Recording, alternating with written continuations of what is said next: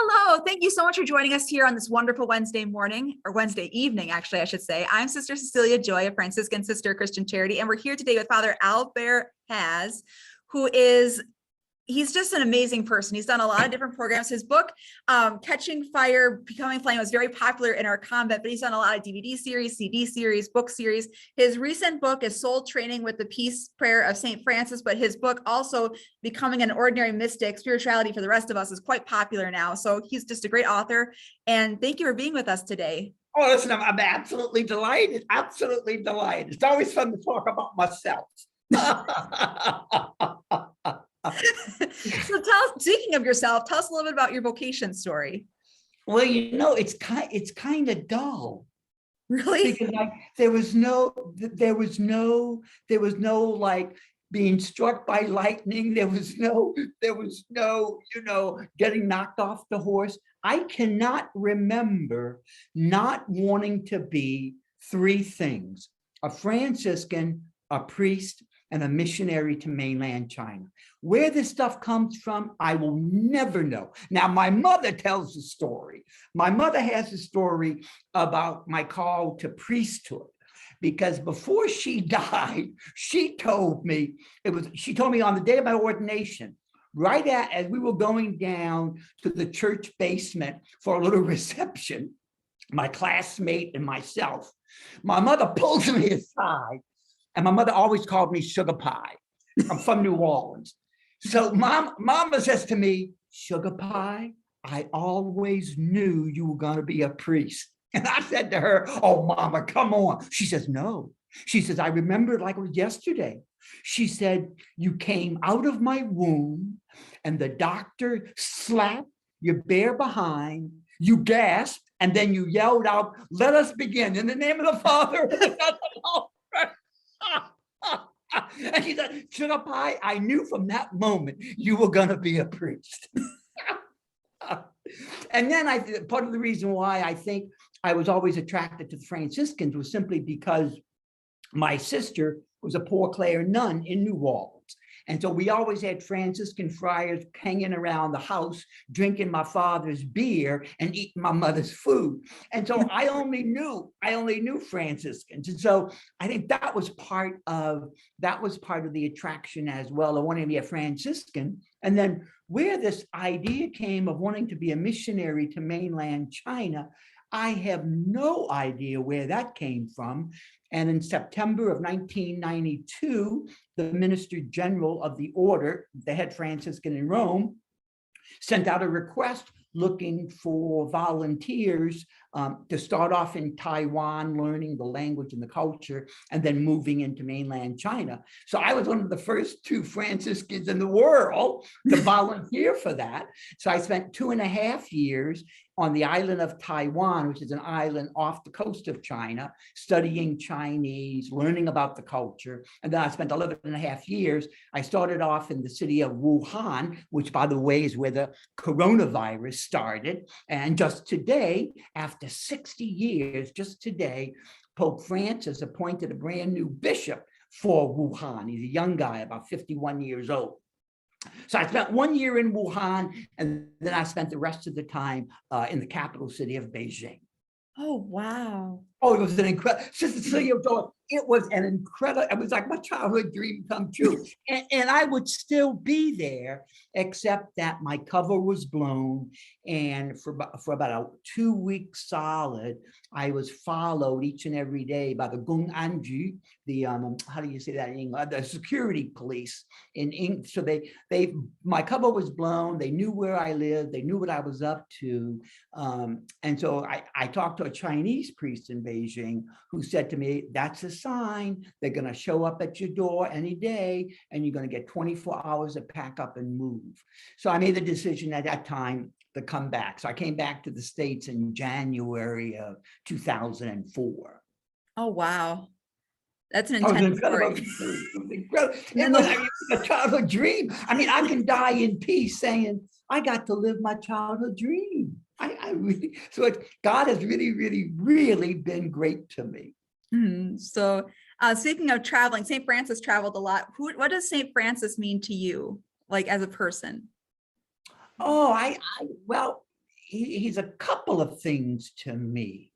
First of all, he reminds me in a very real way because of that wonderful legend that we had that comes out of the 14th century from the Fioretti, that wonderful little story about the taming of the wolf of Gubbio.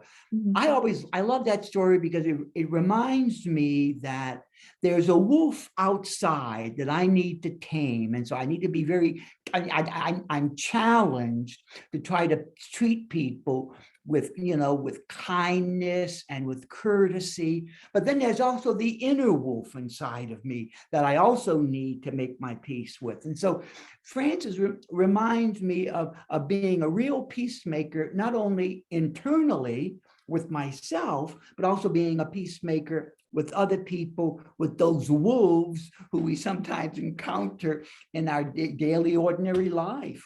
Mm-hmm. For sure. I love that story too, the Wolf of Gubbio. That's one of my favorites as well. Oh, it's a great story because it had so much meaning on so many different levels, and it's just a great little story. Yeah. Mm-hmm. And so you've done a lot of different projects. What's your favorite book or DVD series, or like what's some of your favorite things you've done? Well, I think I was born and raised to be a preacher. So I really do I'm very, very active. For the past 4 years, I've been the chaplain at the Catholic Retreat Center in the Diocese of Austin, Texas. But before I took on this job, I was full-time preaching on the road. So I racked up 1.3 million frequent flyer points on United. I'll never have to pay for a plane ticket for the rest of my life because I have all of these frequent flyer points because I've gone all over the country preaching parish missions, preaching retreats. And as I mentioned, I think I gave a retreat to your community about 6 years ago. Anyway, so I love that. And then I really love the challenge of writing a book. And I just, as of yesterday, I submitted a book proposal because a Protestant minister approached me. I had been on his podcast about 3 times, and he and I co-authored, and at the beginning of the pandemic, we co-authored a video series that we put on you put on Facebook or Amazon or on the video on YouTube. Oh, so yeah, YouTube. We did a 12 20-minute series on YouTube together called An At-Home Retreat with the Lord's Prayer. And he got so much positive feedback from the people who listened to his podcasts about that a Catholic priest and a Baptist minister could find common ground to talk about the spiritual life. He asked me about the possibility of co-authoring a book. So we just put the finishing touches on it last week. And so I've written up a book proposal, and now we're just waiting to hear from the publisher to see whether or not they'll accept it. Because that's a real challenge nowadays. It is so hard. If you want to be commercially published, it's a real challenge to get a contract. Wow. But we'll pray for that. We'll pray for it. Oh, do. It'll be my, I can't believe it. It'll be my 14th book.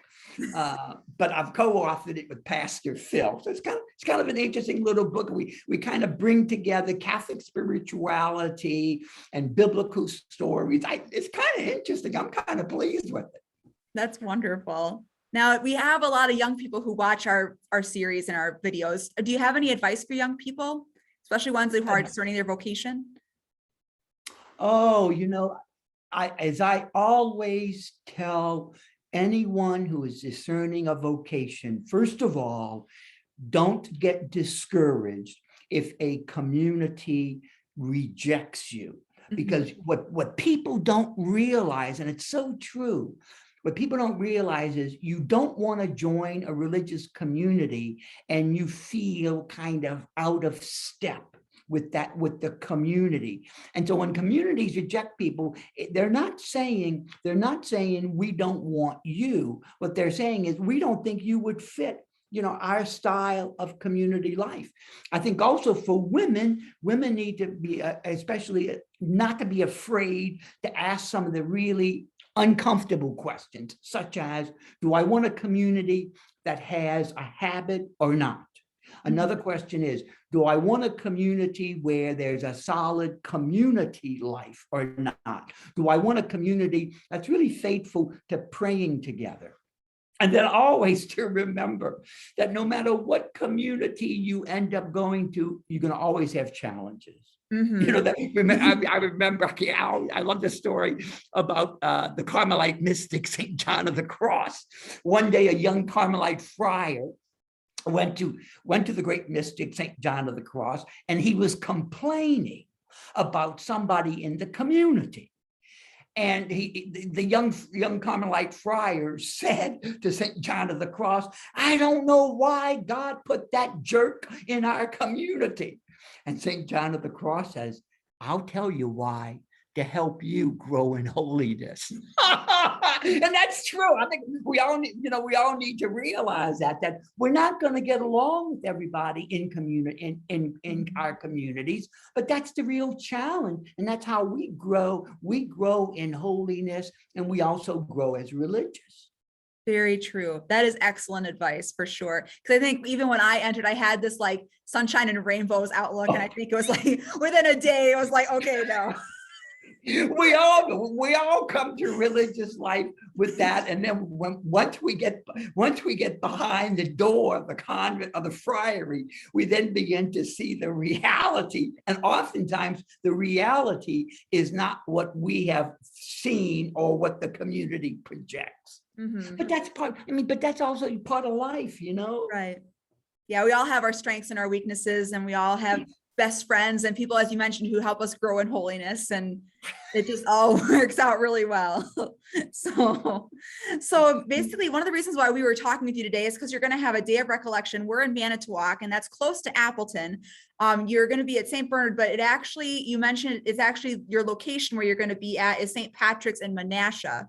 Right, because they have a bigger hall. They have a bigger hall, and so if people want to hear more of your talking or more of your advice and your wisdom, they should definitely log on for your retreat, and it's at growinginfaithtogether.com. Correct? Yeah, because they need to register, because we're limiting the number of people to make sure for COVID restriction things. Mm-hmm. And what I'm going to be talking about, I'm quite excited about what I'm talking about. I'm going to talk about how do we hear the voice of God in our lives.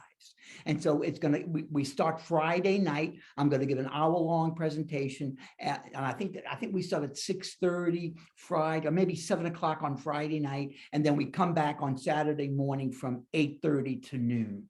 Okay, wonderful. Well, thank you so much for being with us, Father Albert. Oh, it's been my absolute pleasure and joy, Sister Cecilia, joy. And thank you, everyone, for watching. We look forward to sharing more videos with you in the future. God bless everyone. God bless you. Bye-bye.